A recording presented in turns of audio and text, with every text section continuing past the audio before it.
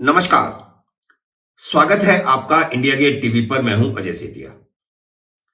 मित्रों, कांग्रेस पर गांधी नेहरू परिवार का कब्जा बरकरार है, इसीलिए रीढ़ विहीन अध्यक्ष ढूंढा गया है जो सार्वजनिक तौर पर गांधी परिवार के बारे में कुछ नहीं बोलेगा। गांधी परिवार को ऐसा रीढ़ विहीन नेता ही सूट करता है। सोनिया गांधी ने जैसे प्रणब मुखर्जी को दरकिनार करके रीढ़ विहीन मनमोहन सिंह को प्रधानमंत्री बनाया था, वह गठबंधन की मजबूरी बताकर सहयोगी दलों के मंत्रियों के भ्रष्टाचार पर आंखें बंद कर लिया करते थे।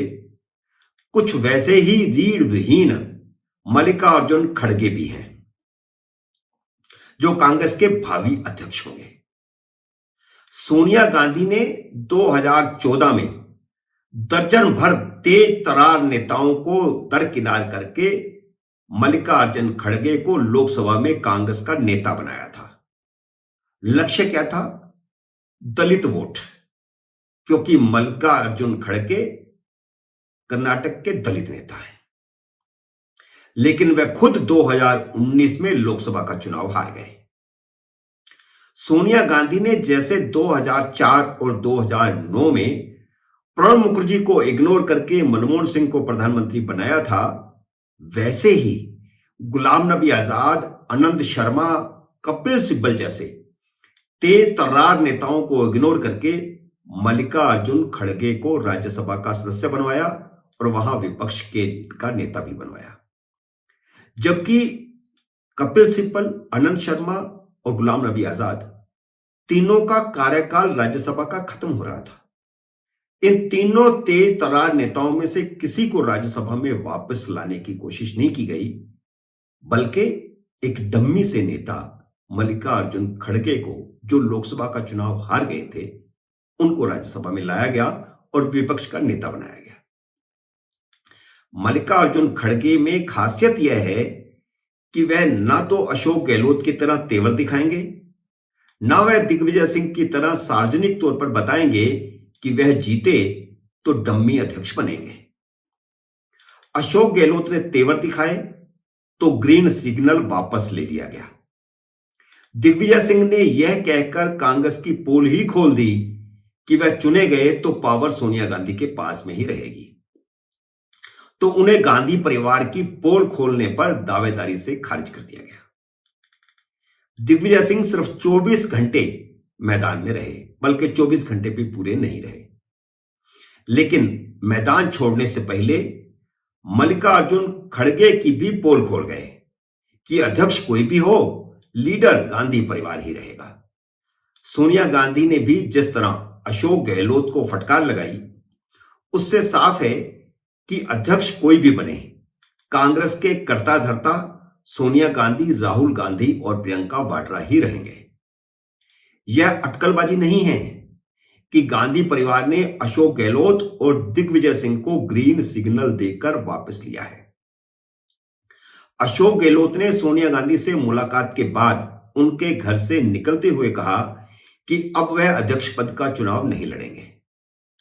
तो यह बात वह सोनिया गांधी से मुलाकात से पहले भी कह सकते थे, लेकिन पहले तक वह सोनिया गांधी के उम्मीदवार थे और चुनाव लड़ने वाले थे। उन्हें सोनिया गांधी ने फटकार लगाकर अध्यक्ष पद की रेस से बाहर होने को कहा। तभी उन्होंने 10 जनपथ में पत्रकारों के सामने रेस से बाहर होने का ऐलान किया।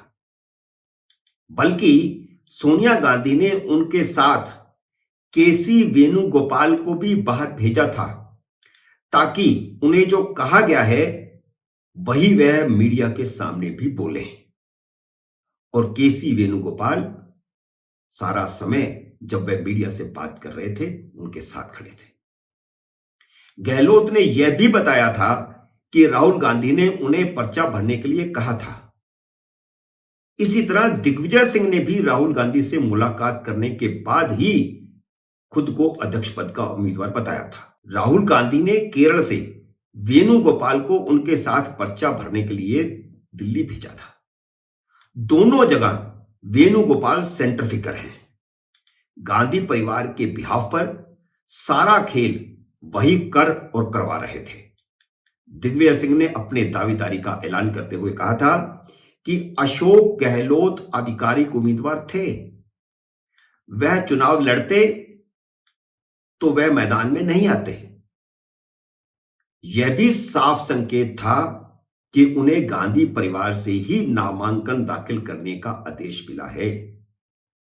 जब गांधी परिवार ने अशोक गहलोत को रेस से बाहर करने का फैसला किया तो दिग्विजय सिंह को यह संदेश दिया गया था, और यह संदेश खुद राहुल गांधी ने केरल की अपनी भारत जोड़ो यात्रा के दौरान दिया था, और उसके बाद वेणुगोपाल को उनके साथ दिल्ली भेजा था। कांग्रेस दफ्तर से 10 नामांकन पत्र लेने के बाद दिग्विजय सिंह सीधे मल्लिकार्जुन खड़गे के घर गए थे। तब खड़गे ने उन्हें बताया था कि वे रेस में नहीं हैं। फिर रातों रात 12-14 घंटों में ऐसा क्या हो गया कि दिग्विजय सिंह को सुबह सुबह मल्लिकार्जुन खड़गे से दोबारा मुलाकात करनी पड़ी।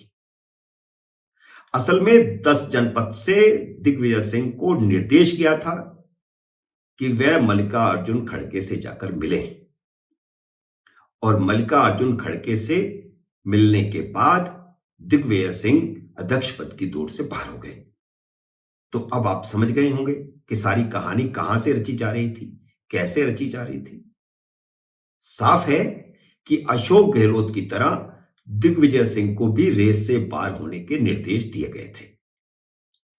अब कर्नाटक विधानसभा चुनाव से पहले कर्नाटक के दलित नेता को कांग्रेस अध्यक्ष बनाने पर तथाकथित सेक्युलर मीडिया मल्लिकार्जुन को भी उसी तरह तुरुप का पत्ता बता रहा है जैसे पंजाब विधानसभा चुनाव से पहले चरणजीत सिंह चन्नी को बता रहा था। मैं पहले भी बता चुका हूं कि इसी इरादे से सोनिया गांधी ने पिछली बार 2014 में मल्लिकार्जुन खड़गे को लोकसभा में कांग्रेस संसदीय दल का नेता बनाया था, लेकिन कर्नाटक में कांग्रेस चुनाव हार गई, बल्कि मल्लिकार्जुन खड़गे खुद 2019 का लोकसभा चुनाव हार गए। खैर, कर्नाटक विधानसभा चुनाव पर मल्लिकार्जुन खड़गे के कांग्रेस अध्यक्ष बनने का कितना असर होगा यह अभी नहीं कहा जा सकता, लेकिन सच्चाई यह है कि कर्नाटक में दलितों की आबादी 20% है और कम से कम 100 सीटों पर वे प्रभाव रखते हैं।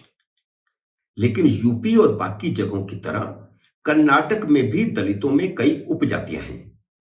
कर्नाटक के दलित मोटे तौर पर 2 हिस्सों में बटे हुए हैं। एक श्रेणी में मडिगास आते हैं तो दूसरी श्रेणी में होलेस आते हैं। मल्लिकार्जुन खड़गे होलेस वर्ग से आते हैं, इसलिए होलेस और दूसरे दलित समूह कांग्रेस को वोट देते आए हैं, जबकि मडिगास भाजपा के वोटर हैं। आने वाले चुनाव में क्या होगा अभी नहीं कहा जा सकता, लेकिन मल्लिकार्जुन खड़गे एक रीढ़ विहीन नेता है और कांग्रेस अपने सारे युवा नेताओं को खो रही है। युवा नेता भाजपा की तरफ जा रहे हैं और 80-81 वर्ष के मल्लिकार्जुन खड़गे को अध्यक्ष बनाया गया है या बनाया जा रहा है, जबकि अशोक गहलोत और दिग्विजय सिंह दोनों ही इस हिसाब से काफी छोटे थे, उम्र में काफी छोटे थे मल्लिकार्जुन खड़गे से। तो भारतीय जनता पार्टी ने 75 की समय सीमा रखी है, 75 साल से ऊपर नेताओं को रिटायर किया जा रहा है, लेकिन कांग्रेस 75 साल से ऊपर के नेताओं को ला रही है। मित्रों, उम्मीद है मेरा यह विश्लेषण आपको पसंद आया होगा। इसे लाइक करिए, शेयर कीजिए, और अगर आपने मेरे YouTube चैनल को सब्सक्राइब नहीं किया तो कृपया सब्सक्राइब कीजिए और घंटी का बटन भी दबाइए, ताकि जैसे ही मेरा नया वीडियो आए आपको सूचना आए। मेरे नए वीडियो का करिए इंतजार। तब तक नमस्कार।